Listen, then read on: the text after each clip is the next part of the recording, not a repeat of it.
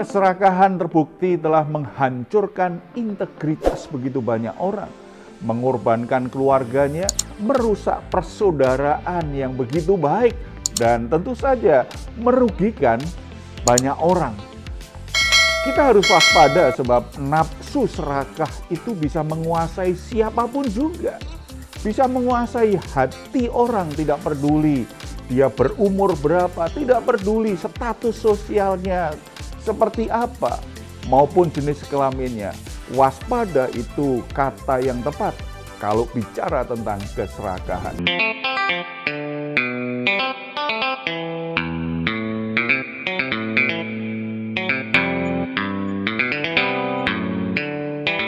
Salam, God lover yang dikasihi oleh Tuhan Yesus, senang boleh berjumpa kembali dengan saudara dalam program Resen God malam hari ini bersama Diaspora TV.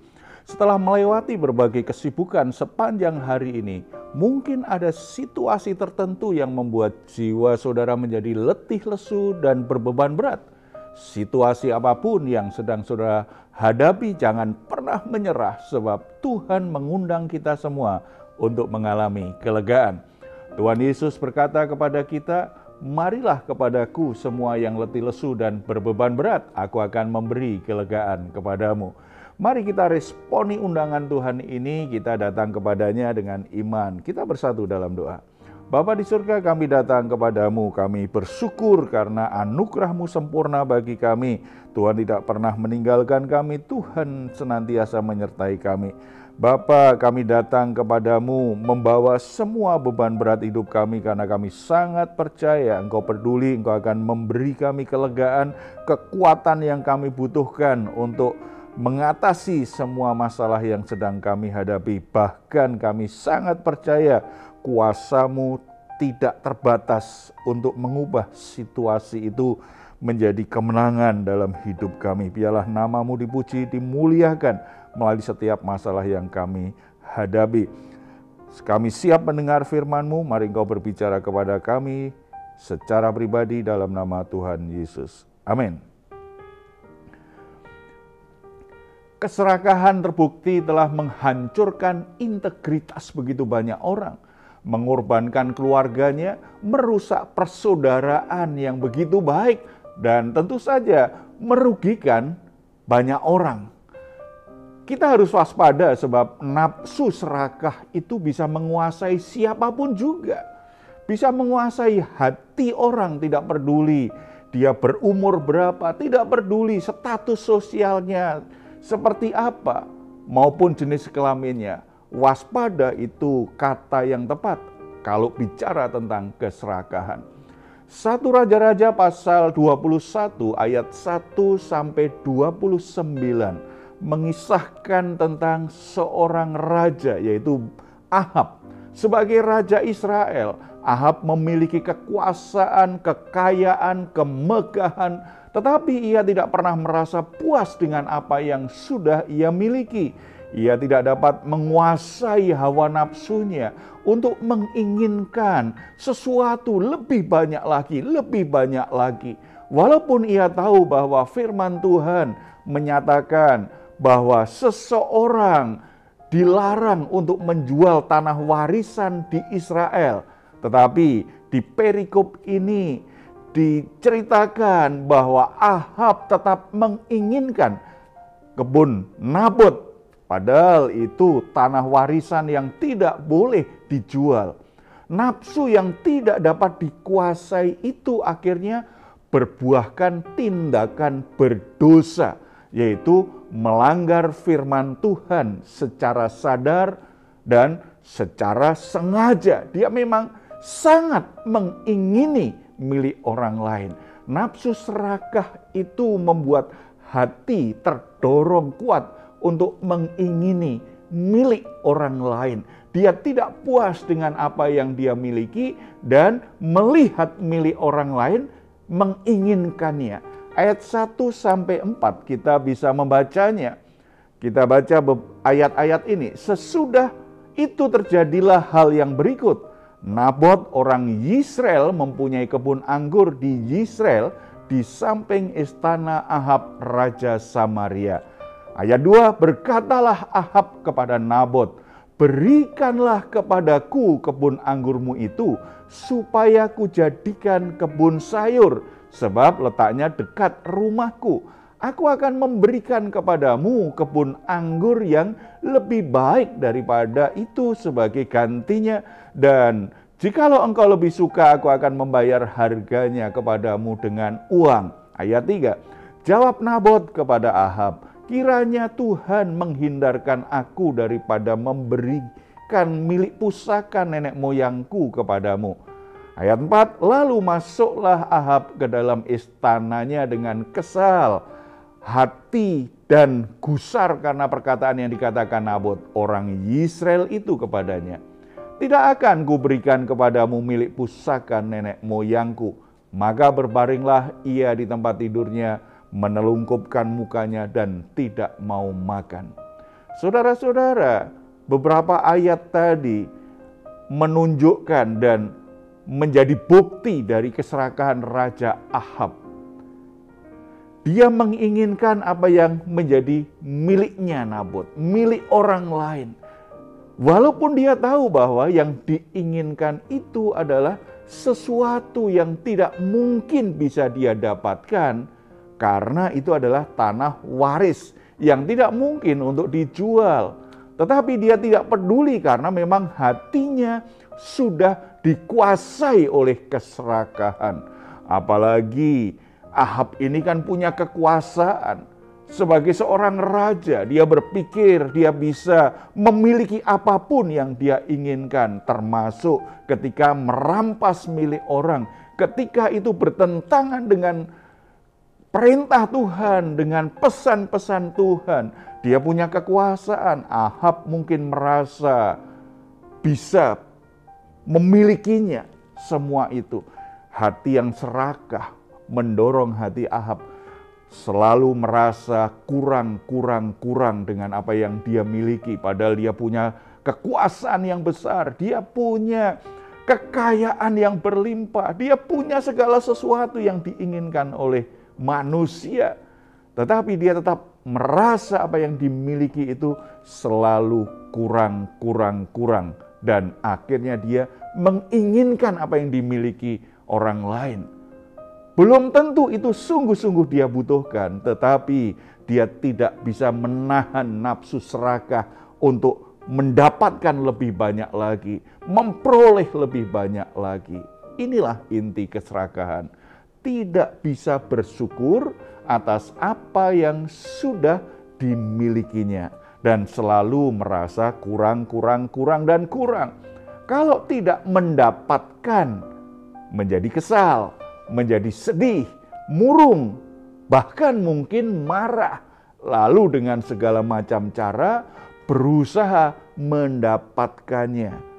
Tidak peduli kalau itu melanggar hukum atau melanggar firman Tuhan. Karena keserakahan itu sudah menguasai hatinya. Sebagai orang Kristen, kita mesti berhati-hati dengan keserakahan.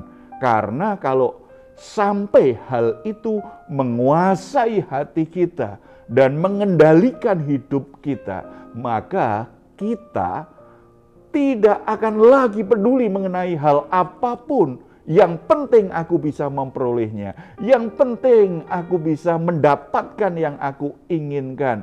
Dan akibatnya kita akan kompromi dengan kebenaran firman Tuhan. Akibatnya kita akan memakai cara-cara yang bertentangan secara hukum. Dan mungkin itu bersifat jahat, memeras, merampas, mencuri, korupsi, dan perbuatan jahat lain.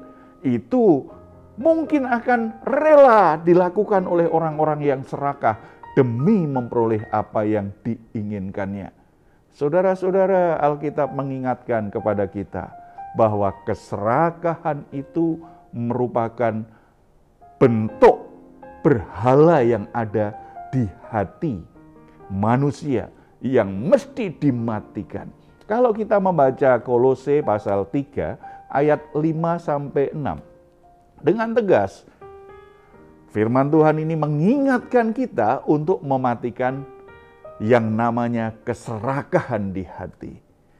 Karena itu matikanlah dalam dirimu segala sesuatu yang duniawi, yaitu percabulan, kenajisan, hawa nafsu, nafsu jahat, dan juga keserakahan yang sama juga dengan penyembahan berhala. Semuanya itu mendatangkan murka Allah. Saudara perhatikan, keserakahan salah satu bentuk penyembahan berhala yang ada di hati kita.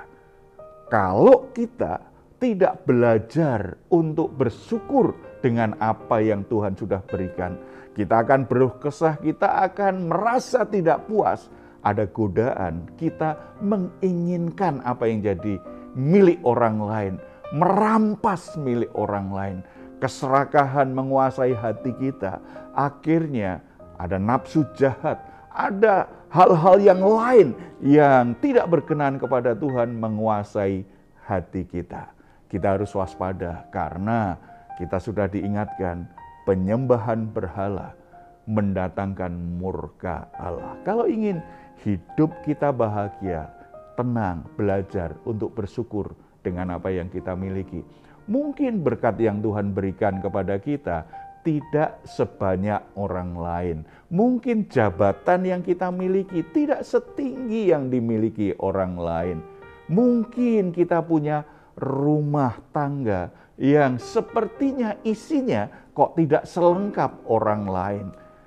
Kenapa kita tidak belajar bersyukur dengan hal-hal kecil, hal-hal yang rendah, yang masih sedikit? Kita nikmati dulu, kita bersyukur dulu, kita kelola dengan bijaksana. Percayalah, kalau kita bisa dipercaya Tuhan dengan perkara-perkara yang kecil, dengan tanggung jawab yang kecil, kita bisa dipercaya Tuhan, maka ada waktu di mana Tuhan akan mempercayakan kepada kita perkara-perkara yang lebih besar, pekerjaan yang lebih besar, berkat yang lebih besar. Untuk mengatasi keserakahan, tidak ada cara lain selain belajar menerima sesuatu yang terjadi, apa yang Tuhan berikan kepada kita dengan hati bersyukur, mengelolanya dengan baik, dan menjalaninya dengan sukacita, menikmatinya dengan sukacita. Jangan cemburu dengan milik orang lain. Belajar matikan keserakahan di hati. Cukup, berkata cukup terhadap hidup kita, itu bagian dari mengendalikan nafsu serakah di hati kita. Mari kita datang kepada Tuhan, bersyukur atas segala sesuatu yang Tuhan percayakan kepada kita. Saat ini kita bersatu dalam doa. Bapa di surga, kami ucap syukur, firman-Mu sudah mengingatkan kami supaya kami tidak jatuh dalam keserakahan. Kami tidak menjadikan keinginan serakah itu menjadi berhala yang memperhamba hidup kami, yang kami kejar sedemikian rupa sehingga kami lupa bahwa sebenarnya Tuhan sudah memberkati kami. Tuhan sudah memberikan yang pas untuk hidup kami. Tetapi karena kami tidak puas dengan yang ada, sepertinya yang kami miliki selalu kurang. Tuhan ampuni kalau kami tidak bisa bersyukur selama ini dan hanya membandingkan apa yang kami miliki dengan orang lain sehingga muncul keserakahan di hati kami. Bapa, berikan kami hikmat agar kami bisa mengelola setiap berkat dan kepercayaan Tuhan dengan cara yang baik. Setiap berkat Tuhan, baik secara materi, keuangan, pekerjaan, waktu, apapun yang Tuhan percayakan kepada kami, berikan kami hikmat, beri kami kekuatan, kemampuan untuk bisa mengelolanya dengan baik, untuk bisa menikmatinya dengan hati bersyukur, dan kami belajar memasuki proses Tuhan dengan baik. Kami rindu, kami adalah orang-orang yang bisa Engkau percayai. Dan kami sangat percaya kalau Tuhan melihat kami sebagai orang yang bisa dipercaya, Tuhan akan mempercayakan kami hal-hal yang lebih besar dari yang kami miliki saat ini. Tuhan berkati setiap keluarga, setiap pribadi, anak-anakmu supaya mereka menjalani hari-harinya penuh dengan ucapan syukur kepadamu. Dalam nama Tuhan Yesus kami berdoa. Amin. Jika saat ini saudara atau keluarga sedang mengalami pergumulan dan membutuhkan dukungan doa, di layar saudara ada nomor telepon yang bisa saudara hubungi. Tim doa kami akan mendoakan saudara. Silahkan jika saudara ingin memberikan komentar, tuliskan komentar saudara di ruang komentar yang ada di channel Diaspora TV. Sebelum kita berpisah, mari kita memperkatakan bersama-sama Mazmur 4 ayat 8-9. Engkau telah memberikan sukacita kepadaku lebih banyak daripada mereka ketika mereka kelimpahan gandum dan anggur. Dengan tentram aku mau membaringkan diri, lalu segera tidur, sebab hanya Engkaulah ya Tuhan yang membiarkan aku diam dengan aman. Puji Tuhan, selamat beristirahat. Doa saya untuk saudara semuanya malam hari ini, saudara sungguh-sungguh boleh menikmati rest and God. Tuhan Yesus memberkati kita semuanya.